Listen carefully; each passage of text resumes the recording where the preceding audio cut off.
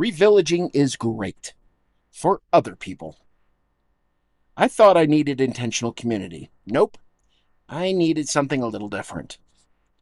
Written and read by yours truly, Oakie McDoakie, screw ups and all.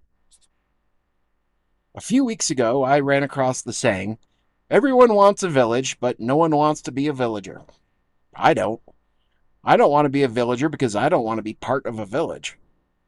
Probably most people do, though, and I get it. I used to feel that way. The 1986 Essential Whole Earth catalog got me curious about intentional communities as a teen. Then in the aughts, my then wife and I saw some TV segment about the Dancing Rabbit Eco Village in rural Missouri, and it got us pining. Seemed like too big a jump, though, selling our house and giving up our jobs to relocate. But when the chance to start a green co-housing community in our city came up, we jumped at the opportunity. Didn't work out so well, though. Planning meetings quickly turned into shouting matches. The Yahoo discussion group was even more toxic. Plus, the buy-in was going to be high, something like $40,000 or $50,000, not the kind of cash we could raise. At that point, we didn't even have that much equity in our house. The whole thing left a sour taste in my mouth. Putting aside the negativity, though, I came to see that creating and self-governing a village is going to take more work than I wanted, not to mention the money. So I moved on and never looked back. But what drew me to village life in the first place? What draws most people? Loneliness is the obvious answer. There's a lot of talk about how isolating modern Western culture is, right down to the way we sit alone on our devices and detached suburban houses where we barely know our neighbors.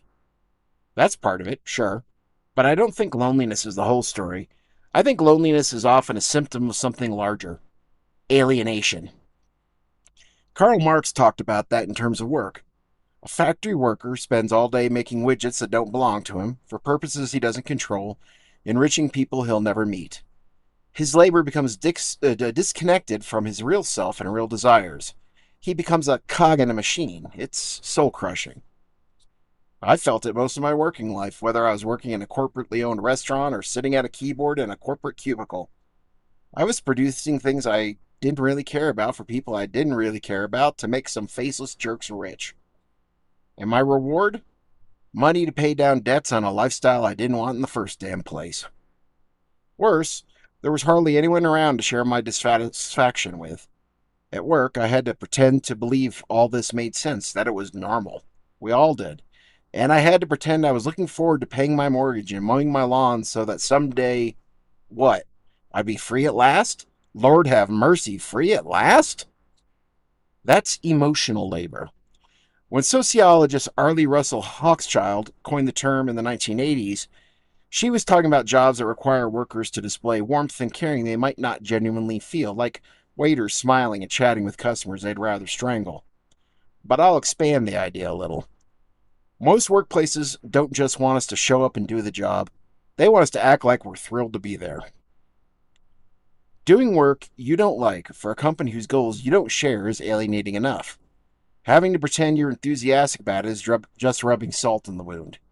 And if you're aware of that feeling and nobody around you will admit to feeling the same way, it's damn lonely too. So yeah, escaping suburban anonymity to join an intentional community with like-minded people is attractive. Real practical benefits there, too. Shared resources, mutual support during illness, help with childcare and elder care.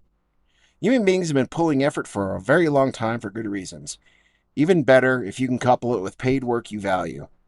For some people, revillaging might well be the answer.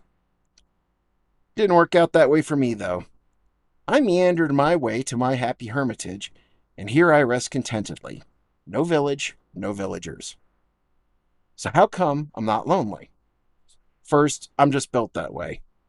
In all times and places we know of, some people are more social than others. There have always been hermits and hunters, shepherds, traveling merchants and musicians, and all sorts of oddballs at the edges of villages and wandering between them.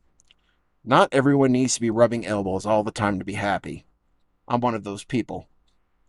Second, my lifestyle solves the alienation problem, of which loneliness is just a common aspect. I live with integrity, the very opposite of alienation. Now, by integrity, I don't mean just trying to be a man of my word, though that's part of it. What I mean is that where and how I live and any work I do, matches my inner values and vision for life. Coherence between belief and behavior, between desire and daily reality. That's what finally eased the alienation. I think that's the deeper thing intentional communities are trying to provide. Not merely community, but lives that fit inside and out. Lives where values, work, relationships, and daily reality all point in roughly the same direction. Mine just happens to look like one man, one dog, and a few friendly neighbors happy enough to mind their own business. If you like this, you could tip me on ko-fi.com/Oakie McDoakie or follow me on Substack in the socials. Just go to oakiemcdoakie.com. Until next time, don't let the bastards wear you down.